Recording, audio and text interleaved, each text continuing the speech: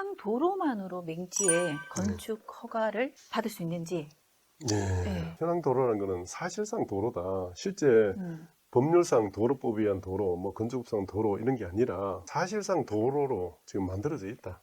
이런 뜻이죠. 자, 그런데 이제 우리가 맹지에 지적도상, 그리고 도로법상 도로 이런 건 없지만 현황도로가 있다면 이 현황도로를 이용해서 건축허가를 받을 수 있지 않을까. 현황도로를 이용해서 건축허가가 가능한지 여부에 대해서는 네. 용도 지역이나 이런 걸 이제 나눠서 한번 살펴볼 필요가 있는데, 먼저 국토계획법상 도시지역과 지구단위계획구역, 그리고 행정구역상 동업지역은 네. 건축법이 전면 적용됩니다. 그래서 현황도로를 이용해서 건축허가를 받을 수가 없습니다. 다만 현황도로라도 이런 지역에서도 네. 이해관계인 동의 얻어서 도로로 지정 공고까지 되면 뭐 당연히 건축이 가능하겠죠. 그런데 국토계획법상 관리지역, 농림지역, 자연환경보전지역 중에 하나로서 행정구역상 면 단위의 리지역이면, 무슨 리, 네. 그죠? 리지역이면 현황도로를 이용해서 건축허가를 받을 수 있습니다. 다만 이해관계인의 동의를 얻어야 합니다. 이렇게 면 리지역의 비도시 지역이죠. 이런 지역에는 건축법 적용에 예외를 두는 것은 현황도로라도 건축허가 되는 이유가, 이런 지역은 개발 압력이 낮아가지고 도로에 대한 수요가 많지 않고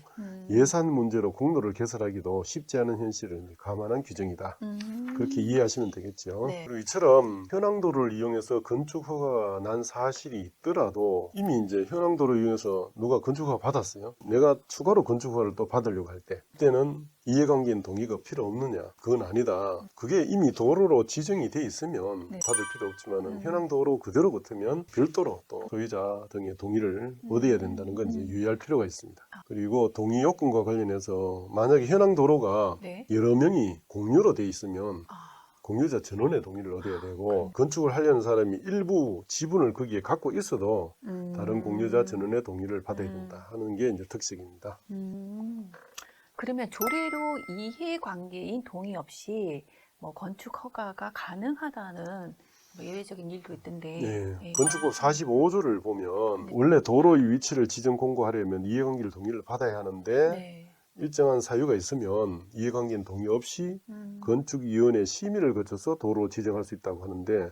그 사유로는 첫 번째, 허가권자가 이해관계인이 해외에 거주하는 등의 사유로 이해관계인 동의받기가 곤란하다고 인정하는 경우, 이 경우에도 이렇게 할 수 있고, 두 번째, 주민이 오랫동안 통행로로 이용하고 있는 사실상의 통로로서 해당 지자체의 조례로 정하는 경우, 이때는 건축심의위원회의 심의를 거쳐서 이해관계인 동의 없이도 건축허가가 가능하다고 이렇게 규정하고 있습니다. 자, 그러면 이해관계인이 도로부지 소유자, 현황도로 소유자가 해외에 거주하기 때문에 연락이 잘 안 된다든가 뭐 이러면 건축이 이제 제한되면 곤란하니까 그런 경우에 지자체가 인정해 주기도 하고, 네. 중요한 거는 주민이 오랫동안 통행로를 이용해온 사실상 통로, 이런 통로라면 건축 조례를 확인해 보면 되죠. 조례에 이런 여러 가지 예외적인 규정을 두고 있습니다. 그래서 조례 규정에 해당 그 요건에 해당되면 건축위원회 심의 신청을 해가지고 도로를 지정받아가지고 허가를 받으면 되겠죠. 여기서 참고로 지자체의 건축 조례는 어떻게 규정하고 있는지 대구시와 경기도 평택시 두 가지를 하나 소개해 드리겠습니다. 네. 대구시 건축조례 34조에 보면 허가권자는 이해관계인 동의를 얻지 않고 위원회의 심의, 건축위원회 심의를 거쳐서 도로를 지정할 수 있는 경우에 대해서 네. 먼저 너비 4m 이상, 폭 4m 이상 통과 도로는 돼야 된다. 개인적인 도로가 아니고 남들이 이제 사람이 지나다니는 통과 도로 정도는 돼야 된다. 그리고 이제 통행로로 사용하는 토지의 소유자가 행방불명이다. 그리고 전기수도, 하수도, 가스 같은 공공기반 시설이 설치되어 있다. 거기에. 그리고 복개된 하천, 국어부지로서 포장된 통로다. 그리고 제방도로, 공원 내 도로로서 건축물이 접해 있는 통로다. 그리고 사실상 주민이 이용하고 있는 통로를 도로로 인정해서 건축 허가를 했으나 도로로 지정한 근거가 없는 그런 통로, 그 밖에 좀 포괄적으로 허가권자가 이해관계인의 동의가 필요하지 않다고 인정하는 경우, 폭넓게 인정한 거죠. 이렇게.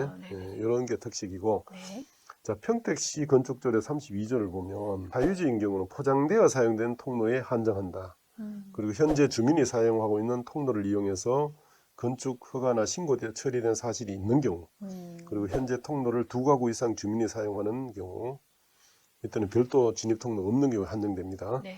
그리고 현재 통로로 사용되는 복개, 하천, 국어, 제방, 공원 내 도로 등 그 밖의 모든 통로, 그리고 이것도 별도 진입 통로 없는 경우.